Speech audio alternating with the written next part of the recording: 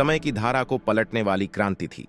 राम जन्मभूमि आंदोलन एक समय था जब पूरे देश में श्री राम जन्मभूमि आंदोलन की धूम मची हुई थी। पूरे देश का वातावरण राममय था। सनातन हिंदुओं द्वारा कसम खाई जा रही थी, सौगंध राम की खाते हैं, हम मंदिर वहीं बनाएंगे। देश में प्रतिकूल वातावरण होने के बावजूद सनातनी हिंदुओं द्वारा कसम उठाई थी, जिसे लेकर विश्व हिंदू परिषद के आह्वान पर वर्ष 1979, 1990 एवं 1992 में क्रांतिकारी आंदोलन हुए। परिणाम स्वरूप 500 वर्ष पुराने कलंक बावरी ढांचा को समाप्त कर दिया। यह देश में हिंदू जागरण का प्रबल ज्वार था, हिंदू एकता का शानदार प्रदर्शन था। उस समय जातियां में बंटा हुआ हमारा हिंदू समाज हिंदू के नाम पर एकजुट हो गया था। श्री राम जन्मभूमि हिंदू एकता का विशाल प्रदर्शन था। सौभाग्य से हम इस पूरे आंदोलन के भागीदार रहे, जिसकी कुछ भूली बिसरी यादें आपको प्रस्तुत की जा रही हैं। बहनों और भाइयों, आज देश में जातियां छोड़कर केवल हिंदू के नाम पर सभी को एकजुट होने की आवश्यकता है। BBN bureau report. दोस्तों, जय श्री राम। बीबीएन राजस्थान चैनल में आपका स्वागत है।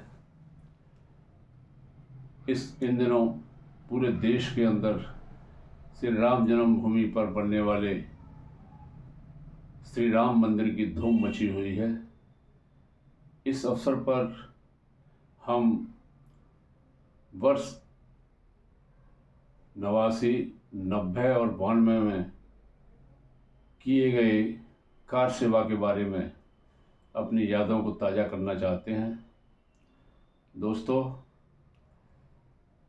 वर्ष 89 में जब उत्तर प्रदेश में मुलायम सिंह यादव का शासन था, उस समय विश्व हिंदू परिषद ने अयोध्या में कार सेवा का आह्वान किया था, जिसे लेकर धौलपुर जिले के अनेक कार्यकर्ताओं ने अयोध्या जाने का निश्चय किया। क्योंकि उत्तर प्रदेश में मुलायम सिंह का शासन था, इसलिए जगह जगह पुलिस द्वारा रोकथाम, कार सेवकों को बसों से उतारकर अपमानित करना, दुर्व्यवहार करना, ये लगातार हो रहा था। इस परिस्थिति को देखते हुए भी अलग अलग भेष बनाकर छुपते छुपाते अनेक कार्यकर्ताओं, कार सेवकों के साथ हम राजाखेड़ा के मार्ग से एटा, भरथना, कानपुर होते हुए लखनऊ पहुँचे। लखनऊ से मालूम हुई कि एक ट्रेन अयोध्या के लिए जा रही है, जिसमें सवार हो गए। ट्रेन लखनऊ स्टेशन से चली। लगभग 10-12 किलोमीटर आगे जाने पर ट्रेन को पीएसी ने घेर लिया। जैसे ही पता चला कि ट्रेन को पीएसी ने घेरा है, तो पूरी गाड़ी में से कार्यकर्ताओं के, कार सेवकों के झुंड जय श्री राम का नारा लगाते हुए निकलने लगे, जिन्हें पीएसी ने रोका। आसपास के गांव में जब पता चला कि अयोध्या जाने वाले कार सेवकों को पुलिस ने यहां पकड़ लिया है, सभी ग्रामीण इकट्ठे होकर आए। वहां पर ही सभी को, कार सेवकों को चाय, बिस्किट, नाश्ता, भोजन के पैकेट आदि वितरित करना शुरू कर दिया। ग्रामीणों ने बहुत शानदार कार सेवकों का स्वागत भी किया। इस दौरान पीएसी अपनी कार्रवाई करती रही। रात में किसी समय सभी कार्यकर्ताओं को बसों द्वारा पुलिस लाइन लखनऊ पहुंचाया गया, जहां से रात रात में अलग अलग जेलों में भेजा गया। हमें लखीमपुर खीरी जिले के गोला गोकर्णनाथ स्थान पर पब्लिक इंटर कॉलेज में एक अस्थायी जेल बनाई गई थी, वहां हमको पहुंचा दिया गया। सुबह जब हमने उठकर देखा, चूंकि धौलपुर जिले से कोई हमारे साथ नहीं था, हम अकेले ही थे।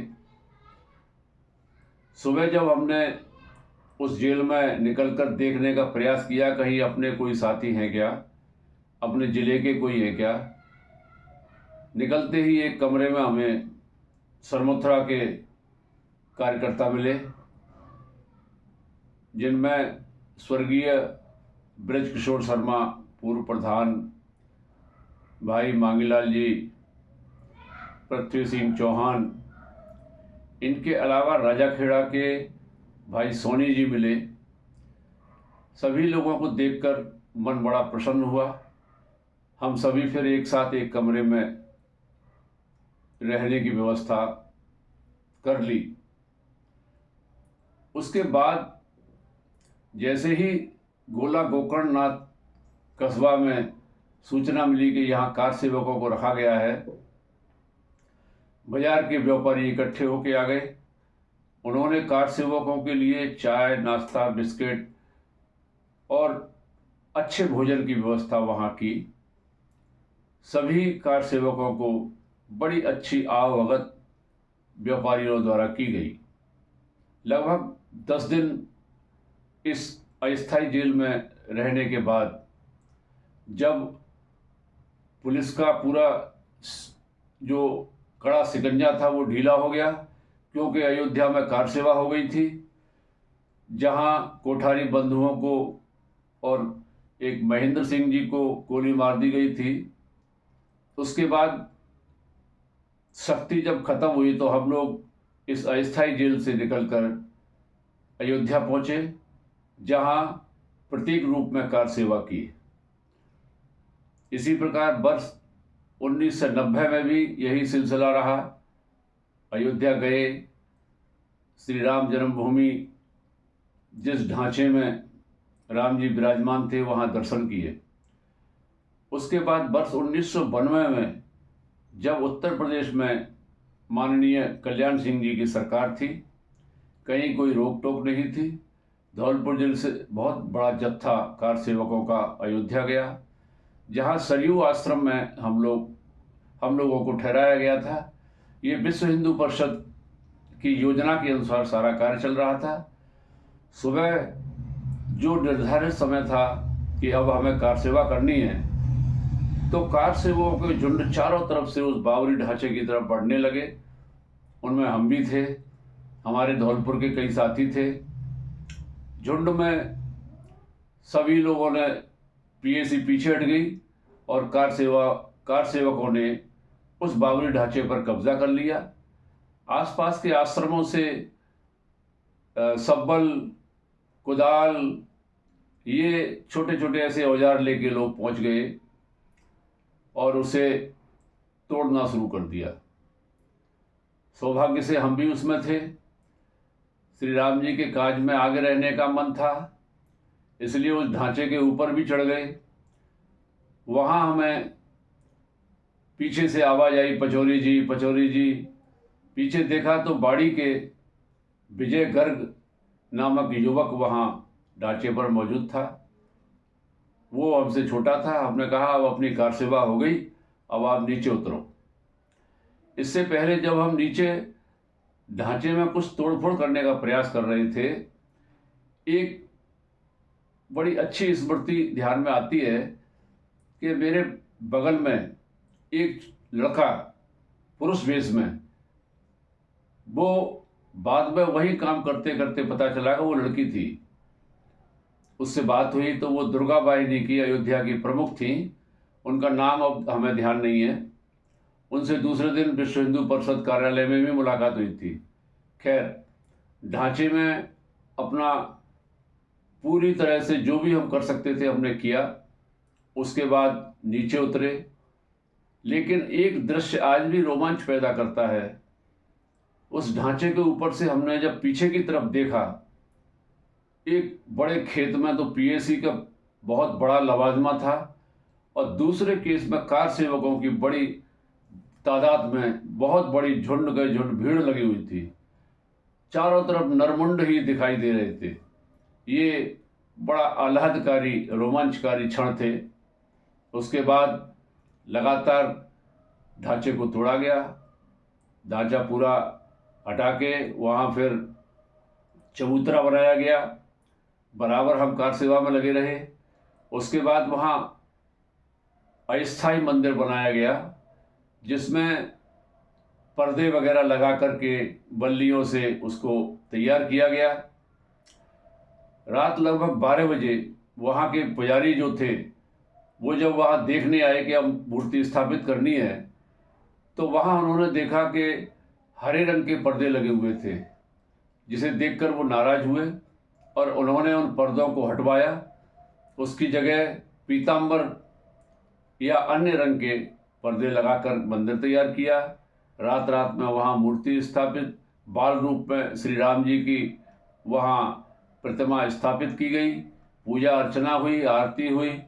उसके बाद सुबह वहाँ प्रसाद बांटने के कार्यक्रम में भी हम शामिल रहे, चूँकि रात भर वहाँ रहे थे। जब उसके ये अस्थायी मंदिर बनने के बाद लगातार फिर कार सेवकों की भीड़ वहाँ दर्शनों के लिए लंबी लंबी लाइनें लगीं, हम वहाँ प्रसाद बांटते रहे। ये एक ऐसा स्मरण था जो जीवन में कभी भुलाया नहीं जा सकता। उस समय हमें ये कोई कल्पना नहीं थी कि कभी ये मंदिर बनेगा। आज यशस्वी प्रधानमंत्री माननीय नरेंद्र मोदी जी के प्रयासों से संभव हुआ है। शानदार भव्य दिव्य श्री राम मंदिर तैयार हो रहा है, जहां 22 जनवरी को प्राण प्रतिष्ठा समारोह होगा। इस अवसर पर समस्त देशवासियों से हम अपील करते हैं कि 22 जनवरी को दीपोत्सव मनाएं, हर घर में कम से कम 5 दीपक जलाएं, मंदिरों में विशेष पूजा अर्चना करें। ये 500 वर्षों के संघर्ष के बाद ये क्षण आया है। ये बहुत ही रोमांचकारी और गर्व करने वाला समय है। धन्यवाद। जय श्री राम।